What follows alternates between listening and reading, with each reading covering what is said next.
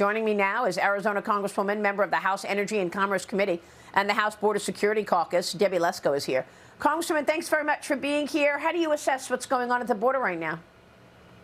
Well, it was already a crisis. I've been to the border multiple times, talked to the Border Patrol officers and the local elected officials along the Arizona border multiple times. It was a crisis before, and now that Title 42 is expired, it's just going to be worse. I mean, this is a national security crisis, but it's also a humanitarian crisis because the Border Patrol officers have told me these young girls are being sold into sex slavery. They're not vetting the adults that they're sending these unaccompanied children to. This is just awful, and the Biden administration and, quite frankly, the Democrats in Congress are complicit in this. What should the administration do now, if anything? What can they do to fix this? Or is it just too late? No, they should sign our border secure bill that the Republicans passed out of the U.S. House yesterday. I mean, that would fix the problems. It instituted a lot of things that the Trump administration did, like remain in Mexico policy, stop and catch and release, install E-Verify for workers and employers. And it started building the fence again. I mean, just common sense things that worked under the Trump administration. We passed that yesterday out of the U.S. House of Representatives. And so, you know, if the Senate passed it and the president signed it, it would solve the problem. Republicans have a solution.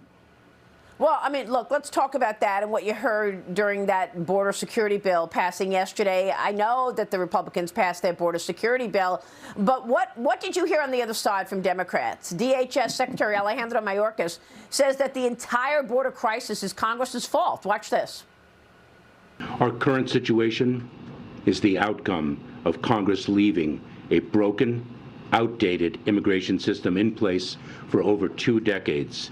It is also the result of Congress's decision not to provide us with the resources we need and that we requested. He's talking about the last 2 decades, Congressman. No word on why things have gotten so much worse just in the last 2 years on Joe Biden's watch. They're blaming you and your colleagues. Well, they're absolutely false. And what I pointed out on the floor of the U.S. House of Representatives yesterday is in the last 2 years, they had total control over the U.S. House, the U.S. Senate, and the U.S. presidency, and they did nothing to secure the border. So I don't want to hear from them how we should work with them for a comprehensive immigration reform. They had 2 years, total control to do something. They did nothing. I believe they want an open border. All of their policies lead to it. President Biden on day 1 stopped construction of the border fence. He undid the good policies that happened during the Trump administration that curtailed illegal immigration. They want open borders. Yeah, well, it certainly appears that way. They also haven't been doing anything about the debt ceiling. President Biden and House Speaker Kevin McCarthy postponing their debt limit talks. They were supposed to happen today. McCarthy says it's because the White House is not budging. A new report suggests the final debt deal could include an agreement on speeding up permits for energy projects, Congresswoman. Is that in the cards? Well, I sure hope so, because it's greatly needed. I mean, the energy policy that the Biden administration has, all the agencies are over-regulating. We're going to have grid unreliability. We won't have electricity when we turn on the lights if we continue with their policies.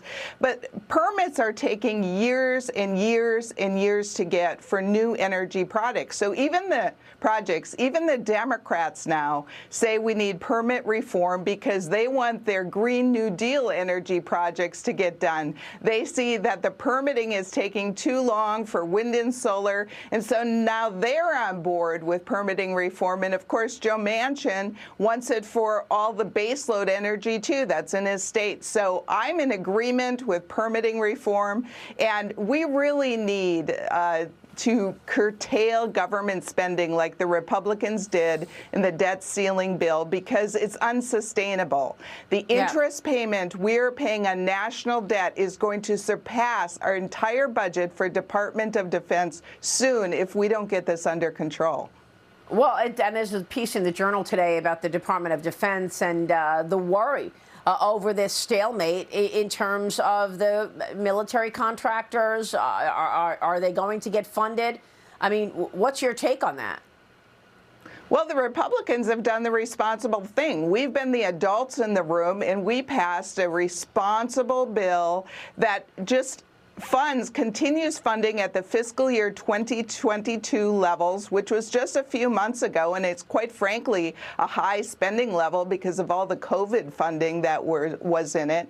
And then we will increase the funding by 1% per year for discretionary spending. So that's responsible. That's what U.S. taxpayer dollars want, and so Biden just needs to go along with it in the Senate. Now, whether he does or not, I don't know. But we are pushing forward. Republicans in the House are getting the job done.